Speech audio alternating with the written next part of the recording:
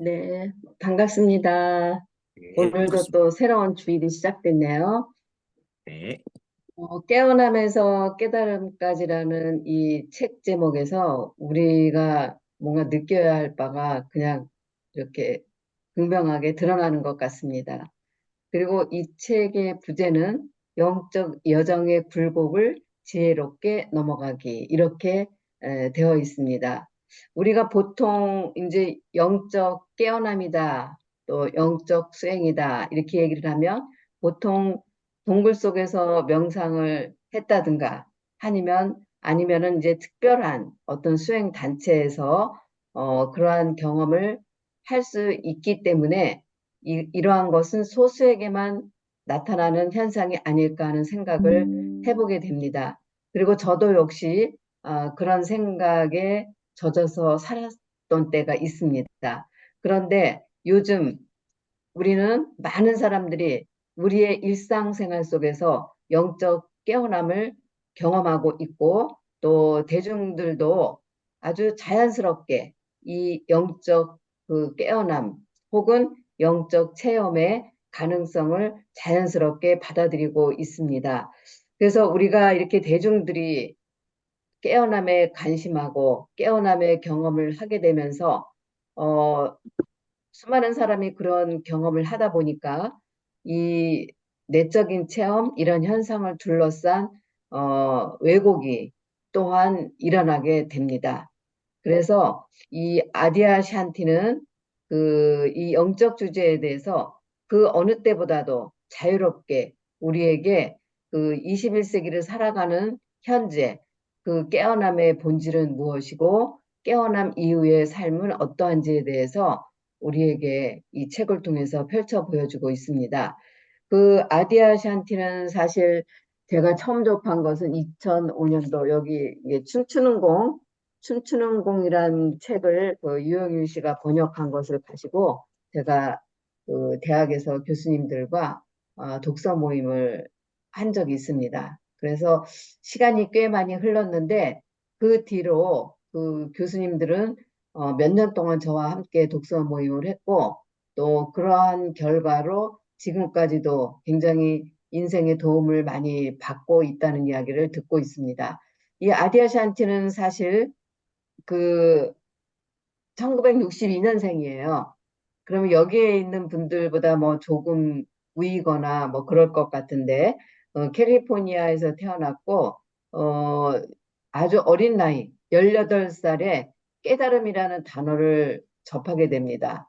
그리고 그 후 15년 동안 그 선수행에 매진합니다. 그래서 자기의 작은 다시 말하면 에고가 해체되는 기쁨, 그리고 그와 더불어서 진정한 본성에 눈을 뜨게 됩니다. 그래서 그는 자기가 그 체험한 것을 깨달음의 대자유로 이제 선언을 하고 그것에 대해서 자기가 14년 동안 공부해 해온 그 선사의 요청에 따라서 1996년이니까 34살 아주 이른 나이에 구도자들을 이끌어가는 일을 하고 있습니다. 그래서 그 아디아샨티가 우리에게 경종을 울려주는 말이 뭐냐면 그 자신이 하는 말을 어떤 전통이나 무슨 이즘, 주의라는 것을 통해서 보려고 한다면 내가 말하는 것을 통째로 놓쳐버리고 말 것이다. 우리를 해방시키는 진리는 멈춰 있지 않기 때문인데 이 진리는 늘 생동하고 있다. 그래서 그것은 어떤 관념으로도 묶어 놓을 수도 없고 또 어떤 마음으로도 이해할 수 없는 것이다. 이렇게 이야기를 해주고 있습니다. 그래서 그는 지금도 캘리포니아에서 그 영적 지도자로서 많은 사람들에게 영적의 길을 안내해주고 있습니다. 오늘 우리가 본 메시지, 우리는 분리되고 고립된 개인으로서 어떤 특정한 육신에 갇힌 채로 자신과 별개인 어떤 세상을 돌아다닌다고 생각한다. 그러나 드디어 깨어남을 경험한다. 이 앞에 있는 부분이죠. 앞에 있는 이 부분은 뭐냐면 깨어남 이전의 삶을 이야기하는 거죠. 육신에 갇혔다라고 하는 게 무슨 말인가? 여기서 육신에 갇혔다는 말은 삶을 이렇게 움켜쥐는 거죠. 삶은 움켜쥐는 거다. 그래서 주먹을 꽉 쥐듯이 모든 것을 내 안에 들어온 것을 움켜쥐려고 해요. 돈도 움켜쥐고 명예도 움켜쥐고 지식도 움켜쥐고 다 움켜쥐려고 하죠. 이것이 이제 깨어남 이전 육신에 갇힌 삶입니다. 그리고 집착합니다. 집착할 뿐만 아니라 어떤 하나에 꽂히게 되면 거기에 고착되고 말아요. 그리고 우리는 음, 한정되었다고 생각합니다. 제한적인 어떤 틀 속에서 삶을 살아가고 있다고 생각하죠. 그렇게 하다 보니까 어떤 삶의 조건에 우리가 오히려 제압을 당하고 맙니다. 이것이 바로 우리가 고립된 개인으로 육신에 갇힌 채 살아가는 삶인 거죠. 그런데 드디어 깨어남을 경험한다. 깨어남. 여기서 깨어남이라고 하는 것은 어, 인식의 전환을 깨어남이라고 우리가 볼 수 있죠. 인식이 완전히 전환된 상태를 깨어남이라고 볼 수 있는데 불교적인 용어라고 하면은 견성이라고 볼 수 있죠. 견성. 볼견자. 이게 한번 우리가 견성을 일으키면은 그 견성이 쭉 가는 게 아니거든요. 그래서 우리는 이 깨어남이라고 하는 것이 깨달음과는 또 다른 의미를 지닌다는 것을 오늘 우리는 분명히 해야 될 필요가 있습니다. 그리고 그 다음 저기 중반부 이후에 보면은 여전히 우리는 같은 세상을 돌아다닌다. 그러니까 우리가 깨달음 이전에 다녔던 세상을 깨달음 이후에도 우리는 돌아다니는 거죠. 하지만 우리는 이제 자신이 어떤 특정한 몸이나 인격에 한정된 존재가 아니며 사실은 주변 세상과 분리되어 있는 것도 아니라는 사실을 알고 있다. 네, 이것이 바로 깨달음 이후의 삶이라는 거죠. 그래서 이제는 자유로워요. 그래서 어디든지 되어 있는 존재가 아니라고 느끼면서 돌아다니게 되는 거죠. 그래서 그 세상은 깨달음 이전이나 이후나 같은 세상이지만 내 자신이 전에는 제한되고 한정되었지만 지금은 이 제한이 풀어지면서 이제는 녹아내리게 된다는 거죠. 그래서 이제는 내가 돌아다니는 이 세상과 내가 분리되어 있지 않은 그런 세상을 살게 된다는 것입니다. 이것이 바로 이제 깨달음의 아, 단계에 들어간 거죠. 깨어남에서 깨달음의 단계로 갔다는 거죠. 그래서 이 앞부분에는 깨어남을 이야기하는가 하면 뒷부분에서는 깨달음의 상태를 이야기하고 있습니다. 그렇지만 우리는 이 깨어남 이후에도 다시 언제든 현혹될 수 있습니다. 깨어남이란 것은 우리가 가속 페달에서 발을 떼어버리는 거죠. 그러니까 이렇게 막 달려가다가 가속 페달에서 발을 떼면은 속도가 줄어들게 되겠죠. 바로 이러한 것이 깨어나는 순간들이라는 거예요.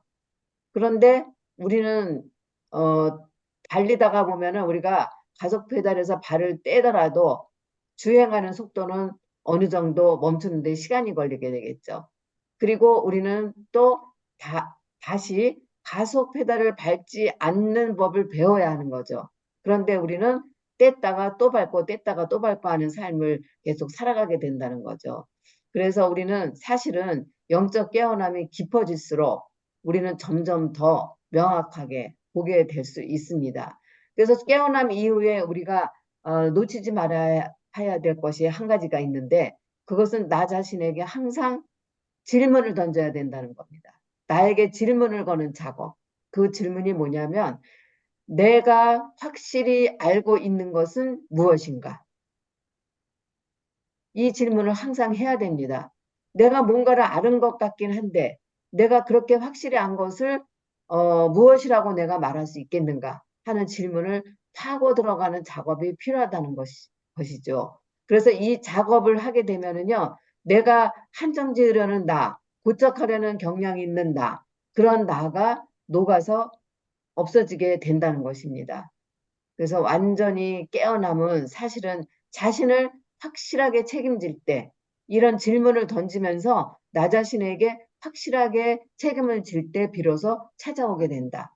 자신을 정말로 직시하고 꿰뚫어 보려면 책임을 짊어져야 한다는 거죠. 이럴 때는 책임감이 좀 큰 사람들이 유리할 것 같다는 느낌이 들기는 합니다. 그리고 영적 체험을 삶을 회피하는 수단으로 삼아서는 안 된다. 우리가 영적 삶을 지향한다고 해서 내가 살아가는 이 삶을 진짜 피하기 위해서 하는 사람들이 많이 있어요. 그래서 그렇게 하다 보면 어떤 일이 생기느냐면요. 자기가 무엇인가를 깨달았다고 생각하는 순간에 영적 패권주의와 영적 물질주의에 빠지기 십상입니다. 그래서 이 종교에서 보면은 정말 우리가 말로 다 할 수 없는 종교가 있죠. 이 세상에는. 기독교만 해도 뭐 수백 가지 종파가 있고, 불교만 해도 여러 가지 종파가 있는 것처럼 우리는 이런 깨달았다고 하는 사람들이 이런 패권주의나 물질주의에 빠지다 보면은 결국은 내가 교주가 되어가지고 또 하나의 무리를 끌게 되는 거죠. 바로 이런 게 문제라는 거예요. 교회도 이런 일이 너무 많이 있습니다, 사실은. 어, 그래서 깨어남 전후의 그 에너지가 이제 변화가 됩니다, 우리는.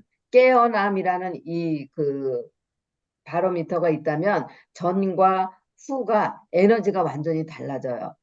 왜냐하면 우리가 깨달았다고 하는 거, 본성을 깨달을 때 우리는 항상 어떤 에너지적 요소가 수반되게 됩니다. 여러분들이 이 경험 없이 내가 깨달았다라고 말할 수는 없다는 거죠. 그래서 우리의 심신, 마음이 조율이 되면은 이 육신도 재조율 현상이 나타난다는 거예요. 그래서 어떤 경우에는 명상하다 보면은 진동이 일어난다든가 또는 명상을 하는 와중에 보면은 자신도 모르는 불면증에 시달리게 된다든가 또는 가슴이 이렇게 쿵강쿵강 뛴다든가 하는 이런 변화들이 일어나게 됩니다. 그럴 때 우리는 당황해서는 안 되는 거죠.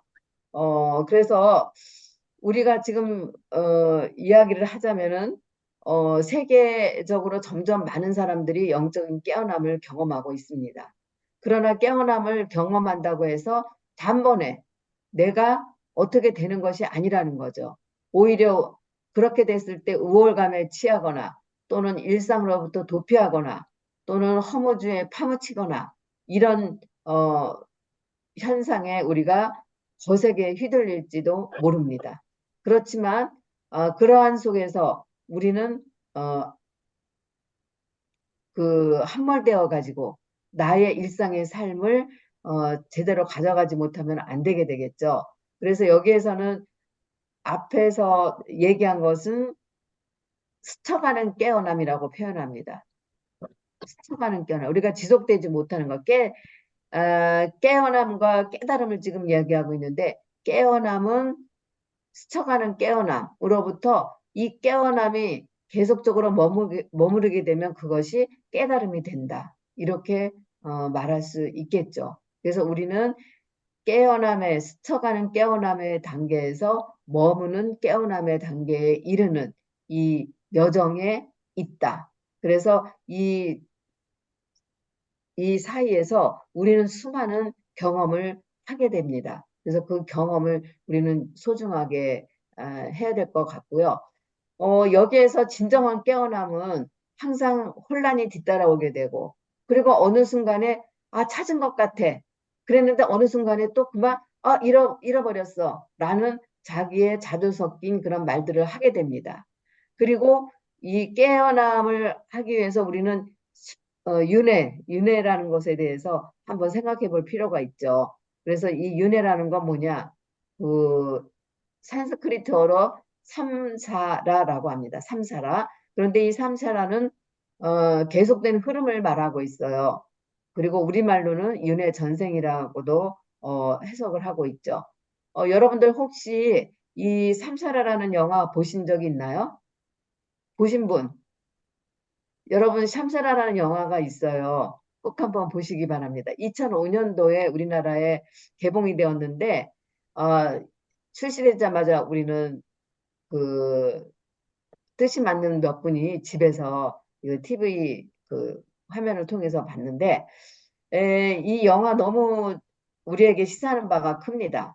윤회라는 이 제목을 달고 출시된 이 영화는 그 인도의 아주 유명한 영화 감독이 이제 만들었어요. 그리고 여기에 나오는 그 주인공이 있는데 이 사람들은 전부 다 캐스팅 돼 가지고 했던 사람들이에요. 즉시에서. 그런데 이 배경은 뭐냐면은 인도의 3,500m 그 해발 고지에 있는 라다크에서 일어나는 일입니다. 이 라다크에 5살 된 그 어린아이가 아버지 손을 잡고 옵니다. 그러다가 그 길로 그 동자승이 되고 그는 성장하면서 많은 경험을 하죠. 그리고 청년기를 지나고 이러면서 그 보통 일반 청년들이 겪는 그러한 그 심리적, 신체적 경험을 하게 됩니다. 그러다가 그는 큰 스님이 되어서 3년 3개월 3일 동안을 동굴에서 면벽 수행을 하게 됩니다. 그래서 어느 날 그 동굴에서 3년 이상을 면벽 수행을 하다 보니까 이 머리에는 거미줄이 막 앉고 온몸에, 그리고 벌레들이 온몸을 기어다니고 그런 가운데서 자기의 수족을 자기가 움직일 수 없게 됩니다. 완전히 고정되어 버렸죠. 그래서 다른 사람들이 들어가서 그를 끌어냅니다. 끌어내고 그는 그러고서 이제 수도승의 길을 계속 갑니다. 그런데 어느 날 마을에 축제가 있어서 그 축제에 내려갔다가 어느 한 여성을 만나서 그 여성을 사랑하게 됩니다. 그래서 결국은 이 이 수도승의 이름은 타시고 그 여성의 이름은 페마예요. 그런데 이 타시가 결국은 페마를 못 잊어서 화해를 하고 내려가서 페마와 결혼하게 돼요. 그리고 페마도 역시 타시를 숙명적으로 자기와 만날 사람이라고 생각하고 받아들입니다. 그래서 두 사람은 농부가 되어서 가정을 일구고 그 마을에서 엄청나게 정의로운 일을 행하고 있습니다. 그런데 이 아내가 어느 날 시장회를 간 사이에 박물장수가 집을 찾아옵니다. 그랬을 때 이 타시는 그 여성과 또 교합을 하게 되죠. 그러면서 그는 아주 그 심각한 그 자기 자괴에 빠지게 되죠. 그러고 있던 차에 마침 자기 스승으로부터 한 통의 편지가 옵니다. 이 편지를 받고 타시는 다시 귀의를 하게 되죠. 이런 이야기예요. 이런 이야기가 삼샤라죠. 그러니까 결국 윤회 전생이라고 하는 것이 우리가 큰 영적 틀에서도 볼 수 있지만 우리 삶에서도 계속 반복이 된다는 그런 의미가 되겠죠. 그래서 이 영화가 굉장히 의미 깊은데 이 바로 깨어남이라는 거, 깨달음이라는 거, 이것도 역시 삼사라와 같다는 거예요. 우리가 무수하게 깨어남을 반복하고 있는 거죠. 그러면서 우리는 궁극의 그 깨달음에 이르지 못하는 거죠. 그런데 이 그 삼사라는 영화에서 그러한 우리의 모습을 아주 적나라하게 보여주고 있습니다. 그래서 깨달은 자의 으뜸가는 자질은 무엇일까? 깨달은 자는 자질이 있는가? 아마도 대자유함일 것입니다. 깨닫지 못한 사람은 자기 스스로를 가둔 사람이 없음에도 불구하고 스스로 욕망의 감옥에 갇혀 사는 거죠.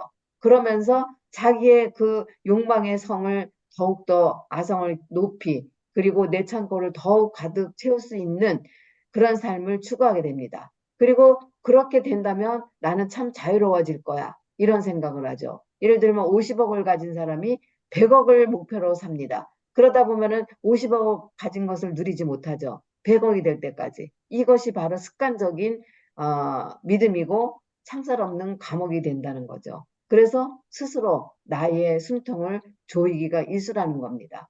그래서 나 자신과 타인에 대한 갖가지 의무조항이 우리는 삶 속에서 있어요. 그리고 내일을 위한 시간표를 우리가 쫓아다니는데 급급해요. 그리고 자유와 풍요가 함께 동행하는 삶은 늘 우리의 곁에서 사라지고 말죠. 우리가 쫓아가다 보면 사라지고 맙니다. 그래서 우리는 조건을 달게 되죠. 뭐뭐뭐 하게 되면 if 그러면 행복하고 자유로워질 거야.